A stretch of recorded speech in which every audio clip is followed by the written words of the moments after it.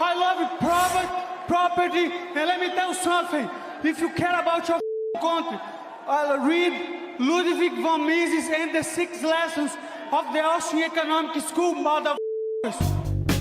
From the streets of Melrose Park to the trading floor of the Merc, he's fought for every dollar he's ever earned. And now, with personal liberty and our system of capitalism under assault in America, he's here to seize back our rights from the government. With a cigar in one hand and a copy of the Declaration of Independence in the other, he's Shaun Thompson. And this is the Shaun Thompson Show. Some folks are born made to wave the flag. Ooh, they're red, white, and blue. My next guest is the kind of American you want to live next door to. There's no question about it. You want your daughter to bring home a guy like this.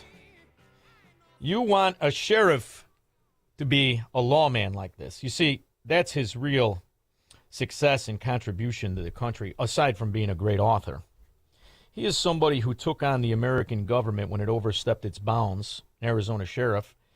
He led a landmark U.S. Supreme Court case, and he became the first sheriff in American history to successfully challenge the federal government, which is extremely important when the federal government is rogue, when it's been infiltrated by not just Chicago Mafia Democrats, but by the cancer of Marxism, which ties into his book. The book, The Democrat Murder of America. Sounds like he's doing my radio show, doesn't it? Demagoguery in the First Degree. It is out now. He is Sheriff Richard Mack. How are you, Sheriff? What a great introduction. Thank you, Shaun. Yes. Yes. Well, when you grow up around them, when you grow up around them the way I did, you realize it's not a political party, it's a confession. And when somebody declares themselves to be a Democrat, they're either the pirate who's stealing from the policy or they're too stupid to see it. But one thing's for certain, they both have the commonality and the common denominator of top-down government control of life, which makes them a Marxist, isn't it? It's absolutely correct. And that's why I wrote the book, because our country is being murdered from within. Our American dream is being murdered by the party who says they're so inclusive and so fair and want a big tent for everybody. And they're full of crap.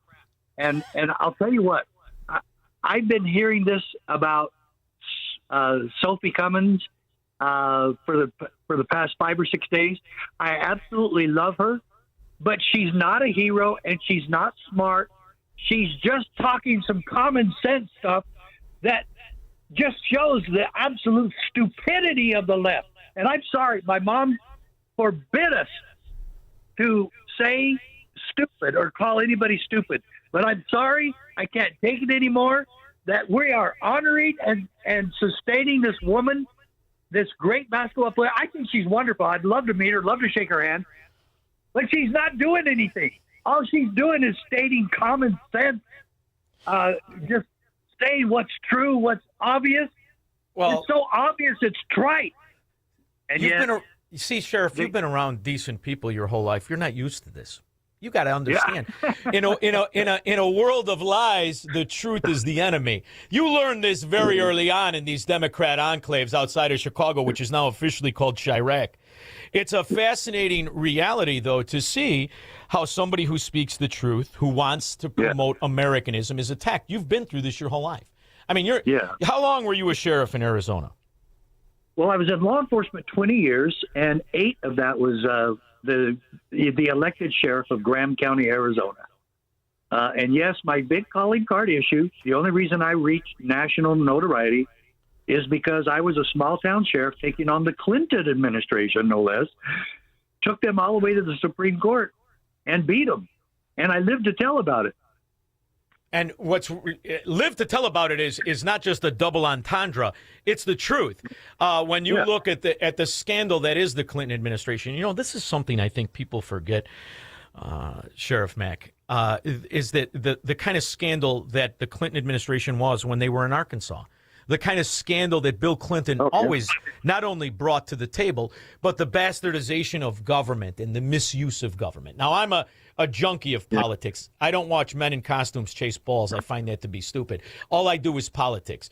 So when you go back to Clinton, you realize the corruption of law enforcement was key and essential. as it was in Arkansas, as it is in Chicago, as it was in Serpico's time in New York. So this is something that I'm wondering, do you take this on in your book of Marxism? Because if you have officers that understand the oath that they take to my country, they in essence cannot become foot soldiers to corrupt governments, can they? That's correct. Yes, they are the ultimate protectors of the law. They're the ultimate protectors of freedom, and they are the ultimate protectors of civil rights. And if every peace officer in this country realized that, or even just a half of them realize the importance they play and how vital it is that they're there, because the ultimate protector that all of us have against tyrannical government is our nation's police, and especially our 3,086 sheriffs. Well, this is very important. And what I've noticed among this modern wave of communist, Marxist, gangster Democrats that really took off under the Obama years, but the appetizer was the Clinton years. The appetizer was Clinton. The main course is Obama. Is the way in which they've achieved the goal of releasing the predators onto society and then using the power of government to protect and shield those predators. So in Chicago, you see the massive amount of mayhem and chaos and murder and drug dealing by repeat offenders.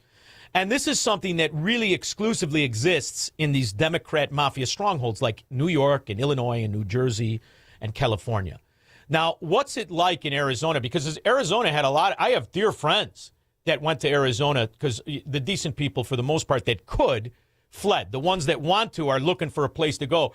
So Arizona was a kind of a safe haven, but you've had your own scandal. That Governor Hobbs. Not anymore. Yeah. She's a scoundrel. Not anymore. Oh, yeah. We have a governor that is probably the most inept governor we've ever had. She's the most corrupt. She's never had money, and I think she just but the governor doesn't get paid very much here. Well, they shouldn't. They don't really work. She only makes like $95,000 a year, but boy, she's been loving this money coming in, and it's just that it's really sad that somebody as absolutely inept and stupid as she is became the governor of Arizona, and I believe without any question that it's due to the election fraud brought on by the Democrats to bring in 30 million illegal aliens and make sure that they get on the census and they get registered to vote. And we're getting even a bigger dose of this from the United States Senate right now with Republican help, that we will not require people to have identification in order to vote or to get registered. And that's part of the insanity that I bring up in chapter 7 of the book. It's just Democrat insanity. Good. I'm glad you brought this up. I've been following. Edit that. Well, we had to really edit that chapter because it just was getting too damn big, and so we had to really cut back on it big time. Well, what's fascinating, I've been following this dimwit, and you properly identify her as a moron, of which she is. I don't think she can speak in sentences. And I've been following her since she earned her way up. I don't know how. I hope it's not the Kamala Harris way, but as she was the Secretary of State and the election theft of 2020. Then she stole her own election, embroiled in a scandal when she was the senator. And then she stole it again against Kari Lake. You know, this is something that I wonder, is it just because you had so many Chicago Democrats, like my friends, who ran there and just figured, we'll get along with it the way we did when the Dailies were in charge? Or is it because that Arizona was kind of even though it's been a state for hundreds of years, it's really a thinly populated state when you looked at it going back to when you were sheriff in 88. I went out there in the 80s. And it was fascinating to see. It was still a very small town, even though it was the boom and they were going to build up the areas and developer was happening. They just got away with it, I think, because there were so few people engaged in politics. I mean, after all, they got away with it. And I'm wondering how you attribute that. They got away with it. It was a very obvious theft. Well, yeah, it has been. It still is. And we still can't get rid of the voting tabulation machines and computers, because they call us racist if we do, or they label us as election deniers and crazy, and the national media is part of it, and that's another chapter of the book. But, the bottom line is, one, the American people have fallen asleep Two, the cheating has gotten worse every year, and yet all those that scream that they're cheating get blasted. You get blasted, I get blasted, and Trump gets blasted, and Mike Lindell gets blasted. By the way, he endorsed my book. Oh, very good. Yeah, he read it and saw that it was telling the truth that everybody needs to see, and quite honestly, I really wrote the book in mind for Democrats to read. Now, well, if I that's a leap. Yes. Go ahead. No, I said that's a leap. I don't know if you're watching the Chicago Public School student result of education in Chicago and New York and New Jersey. I think about 80% of them can't read it. But I've been watching Arizona not just because of the people that I know, but because of what we saw with our dear friend and colleague Charlie Kirk and Turning Point and the way in which it was attacked by the radicals. And what I believe is that these Democrat Marxists are paid to be who they are, these Antifa, the Trans-Tifa, and the foot soldiers. And I'm wondering if you see evidence that can be turned back. I still think you can turn back Arizona. It's not as infiltrated as New York, New Jersey, and Illinois. But I'm wondering what you think about it on the ground, because if I remember correctly, the counties were very strong. There were very good people. It was only a couple of counties that had the cancer of Chicago Democrats. Is it still that way? Yeah, in a sense, I think we can turn back most of the country. I really do. I don't think we'll ever turn back Chicago or New York City or Los Angeles or San Francisco or a few other cities across the country. But look at the election of Trump just a year and a half ago. He won 85% of the counties in this country. Yeah, I know. 85%. That is huge. That is humongous. And Sheriff, I've been doing. Think that there's a foundation for turning this back. I've been doing the presidential. When you Google and when you use AI or whatever it is you want to do to find out the county results from presidential elections, if you go back to Ronald Reagan, it's the same story. There's only 10 to 15% of counties that are so corrupted that they would consider themselves to be Democrats in national elections. And what's funny is when you look at the result of what happened after that election theft of 2020 and the money that poured into these counties and the money that bailed out these Democrat bankrupt areas like Chicago, New York, and I'm assuming parts of Arizona, that's where the scandal exists in the same way it exists in Minnesota and what we see among the Somalians and all the rest of it. I'm wondering, do you see evidence that you can attack the fraud in Arizona? I know she circumvented the scandal where she was in a pay-to-play scheme, or as Chicago calls it, Monday through Sunday. But she was able to navigate that pay-to-play scheme with the developer, right, that was doing the construction work, that took her to dinner and gave her the campaign contribution. Did she survive that? It looks like she's going to, and I don't know how in the world she can. I really hope the new attorney general that just got elected on the Republican side, that he wins and that he'll do something about this. The Democrat AG that's in there right now, Chris Hayes, she won't do anything. This is what really gets to me. If it comes anything to do with an idea from Trump, none of them are going to do it, even if it's absolutely 100% the right thing to do morally. They won't. And they will continue to be the obstructionists to anything that would help the American people or our country, because they won't do anything to support what a Republican or Trump wants to do. Well, as somebody who's been a sheriff and a lawman your whole life, I mean, really, you did this as a young man, as a middle-aged man, you enforced law.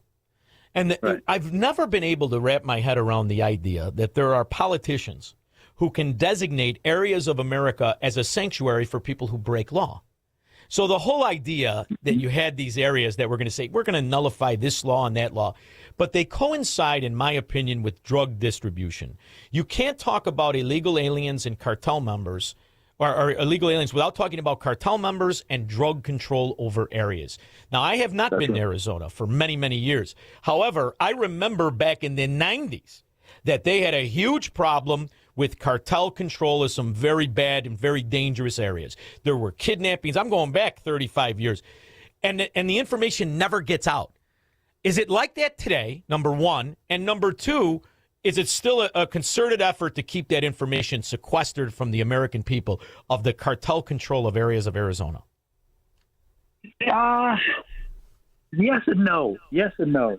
Because they do have such a strong hold here. But since the Biden administration did what they did, it's now nationwide. Cartels, sleeper cells with terrorists and cartels are all over the entire country. And now, and I warned about this. They're going to join forces in attacking America. And I've said this for the last 10, 12 months. They're going to attack our infrastructure. And there's some serious intel training out there that's really saying this and spelling this out for all of us. And sure enough, now there was just in the news just yesterday, 7 states have had their water systems hacked, and it's probably more than just 7. And so they could do that anytime. And when Trump said he was going to attack and destroy some of the infrastructure of Iran, I said, you better be careful because, and I called my sheriff here and told him, you better be providing security for the power plant in Maricopa County, and tell the other sheriffs across the state and maybe across the nation, because they don't listen to me as much anymore because I've been blasted by the SPLC and ADL. And Ironically, yeah. The SPLC who financed the Klan. When you look at these organizations that attacked you, at least now there's information that we knew, those of us who could read and think, always knew they were front groups for Marxist, communists, and the American cancer of communism. But now it's out. I mean, these people really went after you, and you could argue shortened your career, couldn't you? No question. No question. In fact, I started my police career in Provo, Utah, while I was attending Brigham Young University. And I tried to get in the FBI, but I wasn't known as a right-wing radical back then. So, I was just mainstream and tried to get in the FBI because I was just trying to follow my dad's footsteps. He was FBI. And so that never worked out. So I stayed on full-time with Provo PD for 11 years, almost 12 years. And then I moved home and ran for sheriff, and I got that for 8 years. But I won at the U.S. Supreme Court. Now, get this date. I won at the Supreme Court against the Clintons June of 1997. I had a lot of people in Utah County, call me and say, come back here and run for sheriff. This is a very conservative county. We love constitutional sheriffs, blah, blah, blah. So I did. I moved back to Utah County, Provo, and I ran for sheriff. And I won the county convention 2-1 over my incumbent opponent. Then 3 days, June of 1998. Did you hear those dates? Yep. I won at the Supreme Court, June of 1997. I'm running for sheriff, and the election is going to be June 8th of 1998. So just 1 year exactly almost to the day, 3 days before that election, the FBI and IRS raided my office, and it was aimed at a client of mine, and I had other clients as well. It was aimed at my client, and they put my name on his search warrant, and they knew that I had nothing to do with it. But they put my name on a search warrant, so guess what the newspaper headline? Your office was raided without any specificity. Yeah. Mack raided by the FBI, period. That's all. The big old story, and I didn't have time. I had 3 days left until the election. I lost all of the undecided vote, plus more of the more that I even had, and I lost by 21%. When it was even the newspaper and everybody said my opponent said it was going to be very close. Well, it wasn't. I've never served a day in law enforcement since that time, because when you have a headline saying that you've been raided by the FBI on the front page of the biggest newspaper in Utah County, anybody doing a background check on me for any other job, use that and look it up and go, oh, well, we can't hire this guy. So just so my point is this. After I got that headline and after I got raided, do you know how many times I heard back from the IRS and the FBI? Never again. I was never indicted. I was never charged. I was never interviewed. Nothing. They got what they wanted. They got me out, and I would never return. And they did it, and they know it. That's the beauty of propaganda and lawfare and the combination and corruption in the right places. I mean, but you've been down that road since then. And what's fascinating is that you are also the founder and the president of the Constitutional Sheriffs and Peace Officers Association. And I'm wondering if you're seeing growth in that arena outside of a few decent states that are still in this country that make up the bulk of the economic success, by the way. But are you seeing a lot of sheriffs join your organization to understand how important it is that they enforce only law and not the government who likes to weaponize it, who's victimized you and so many other good sheriffs and policemen and FBI agents? Yeah. No question, the movement has grown immensely. But however, my goal isn't membership in our organization. My goal is that sheriffs will be constitutional. And we're still seeing a lot of that. And right now, we've been very involved in the state of Washington because their state legislature has passed legislation that sets up a bureaucracy to determine who can and who cannot run for sheriff in the state of Washington. Oh, my word. And I'm telling you what, that state is really going downhill fast. But the Sheriffs and Chiefs of Police Association fought it, and they've already won 2 court cases about it. And even woke judges won't side with the state on this one because they see how stupid it is and how unlawful it is, because the people are the ones who choose the sheriffs and not some bureaucratic committee. And so we've been really grateful and proud of the sheriffs and chiefs of police that are standing for what's right in the state of Washington. But the battle's not over, and we still have a lot of work to do. No. And so, that is where I spent my time. But right now, I'm dedicated to the Democrat murder of America. I love that. We want to save our country because we think we might only have 90 days left. 90 days? Well, that's when the next election. That's when the midterm is. I'm gonna tell you what I noticed, and I noticed this because I travel and I relocated. You know what I noticed? There's way more of us than there is them. And when I say us, I mean decent people. And you know what secures me is the knowledge of the counties, the way you said. And I believe there are peaceful resolutions, and I just think that we have to start talking about the most peaceful, which is the right of secession among counties, to leave these corrupt entities in states, because your book title is absolutely perfect. Where a Democrat is in charge, it's not America. So the name of the book, in my opinion, is perfect. The Democrat Murder of America, Demagoguery in the First Degree. Now, Sheriff Richard Mack, where's the best place for people to not just buy the book, but keep an eye on you? Okay. Absolutely. First of all, we just cut the title of the book name and just cut it to murderofamerica.com. Murderofamerica.com. That's where you can get an ebook, you can get an audiobook, or you can get the paperback, and you'll have them within days. If you get the ebook, you'll have it right away. And the audiobook won't take very long either. But folks, if you want the book, if you want the paperback book, it's $26.76. If you want the ebook, it's $14.92. Yes, we still love Columbus. And the audiobook is $17.76. The spirit of 76 in this great birthday year of 250 years of America. Folks, you want to get this book, and you want to get one for your favorite Democrat. High school kids should read this book. We've got to re-educate them. We've got to deprogram them. And I really believe that this book could have a huge impact on our elections this year. It does call for a way in the epilogue at the last chapter. It does call for a peaceful and effective solution, how we should all come together as Americans, not as Democrats or Republicans, but as Americans. I love it. Sheriff, it's an honor to speak to you. It's a pleasure to talk to you for the first time. I hope I get to shake your hand. I hope so, too. And if I get to Chicago, can we do it in studio? Absolutely. Absolutely. If I'm there, you got to remember right now I have shorts on and flip-flops. I'm not there. But thank you very much. I appreciate it. Thanks, Shaun. See you soon. Thank you. You too. We'll be back with your calls and comments. Broadcasting from the petri dish of corruption known as the state of Illinois. In the upper Midwest, the nation, and around the world. This is the Shaun Thompson Show on AM 560. The Answer. A small business affirmation from Progressive. Plumbers, today will be a good day. You will be profitable. Your clients will be nice. No one will stand over you and tell you how to fix the thing they actually hired you to fix. You will also feel at peace after switching to Progressive, America's #1 commercial auto insurer. See if you can save in as little as 8 minutes at progressivecommercial.com. Progressive Casualty Insurance Company and Affiliates. #1 commercial auto insurer from the NAIC's 2024 National Premium Data.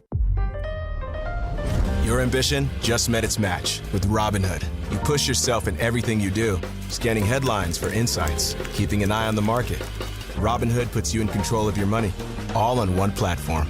You expect more from yourself. Expect more from your money. Get started today at Robinhood.com/yourmoney.